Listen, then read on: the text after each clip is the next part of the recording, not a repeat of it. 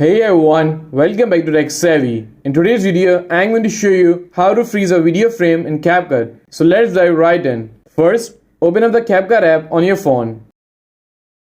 Okay, so now select the video you want it to work on. After importing the video, it should appear on your timeline. Okay, so now scroll through the timeline to find the exact frame which you wanted to freeze.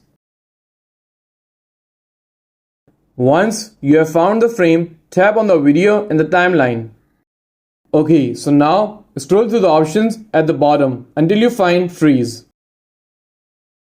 Once you find it, tap on it.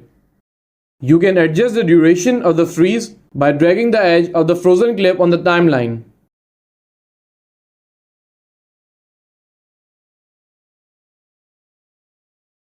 If you want to make your freeze frame even more dynamic, you can add transitions or effects. And once you are happy with the freeze frame effect, it's time to export your video. And that's it. That's how you can freeze a video frame in CapCut. If you found this video helpful, please give it a thumbs up and don't forget to subscribe to Tech Savvy for more helpful content. And I will see you in the next video. Thanks for watching.